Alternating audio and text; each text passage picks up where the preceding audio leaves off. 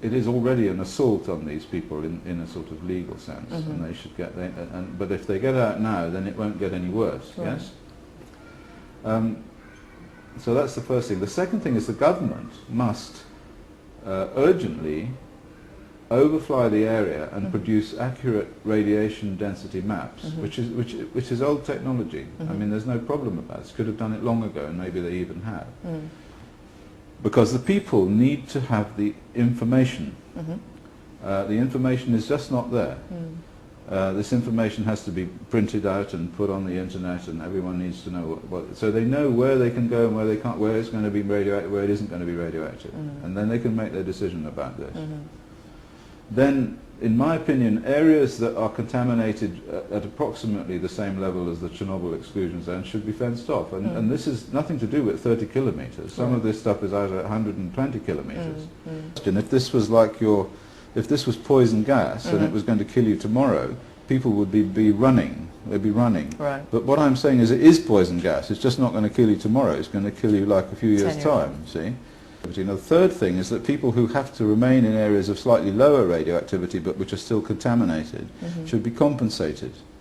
Because this is an assault. It's just the same as if someone was hit on the head with a log. Right. You know? They've been assaulted. Their bodies have been contaminated with material which has a significant chance of killing them. And under any legal system in the world, this is illegal. This is against the law. So what can you do about that? Well, you can certainly compensate them for that. And the people who should compensate them are, of course, the people who contaminated them, so the nuclear industry.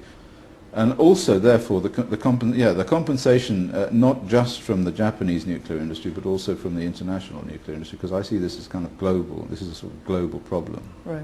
Right. The next thing you have to do is you have to throw as much money as the world has at sealing those reactors.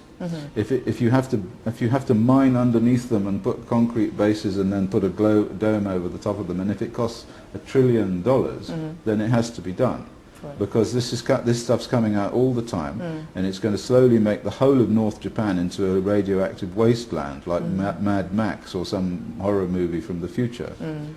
But not only that, it's going to get all around the globe. We picked up plutonium in England, there's plutonium in Hawaii, there's plutonium in Guam, there's plutonium in the western part of the United States. So this is a global problem, and it needs a global solution.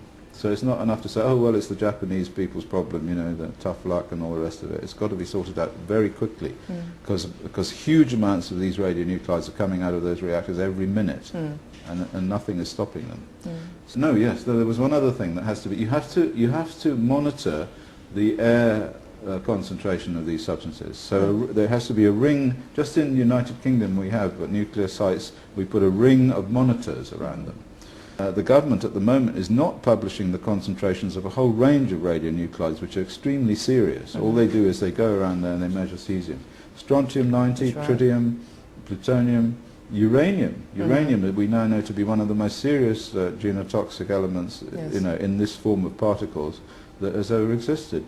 In the study that I did in Fallujah, we found uranium in the hair of the parents of the children, and we found enormous levels of congenital malformation, huge levels of cancer as a result of exposure to uranium.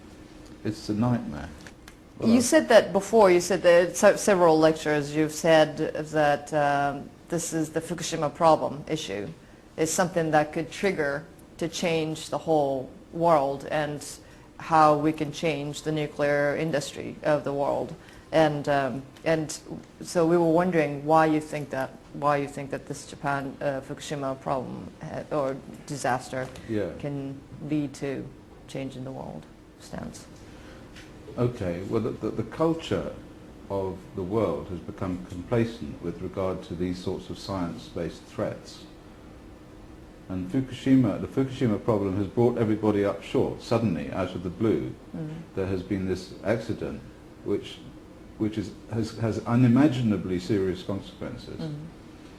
And what I believe it will do is to cause everyone to start questioning scientists, to start questioning experts, and to start questioning the way in which we see the world in terms of truth that's handed down by experts and expert scientists, who are actually nowadays not even really experts and not even really scientists in the sense that I understand a scientist, who is somebody who searches for the truth for the sake of the truth. And what I think I've said, and I believe, that scientists nowadays are bought and sold by big business. And so what the scientists will tell you and what the scientists will find is what big business or even governments need in order to make money and to be competitive in a sort of market forces jungle. So actually nuclear power is a perfect icon for the way in which the human race has gone astray with regard to the most important things that people need and people want. And so we are all kind of living in some sort of madhouse now where we're told what to do by scientists. And I hope and I believe that this Fukushima thing and the appallingness of it will cause everybody to sit up straight and say we have to rethink the way in which we see the world. We have to rethink the way in which scientists work and how we believe them and whether we believe them. And it's been coming a long time. This is not new. That this groundswell of opinion with regard to the effects of science on everyday life has been growing slowly till it's got to a point now where it's almost like an explosive mass.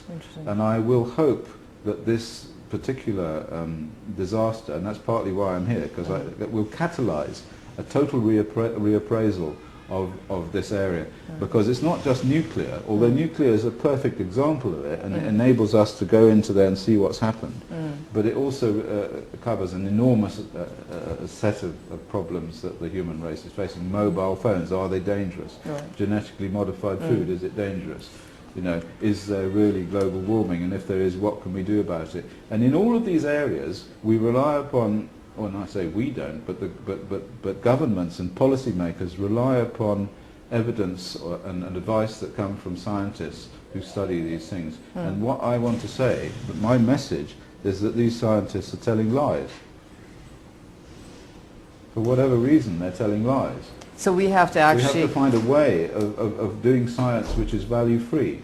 And there is such a way. There is such a way. It's not impossible. So it's almost like we individuals have to be aware of it, to be alert whether this information that this scientist is releasing is, whether it's true or not. We're on the deck of the Titanic, and the captain is steering according to a plan which has been given to him by people who are false and who are lying, and who are doing it for money.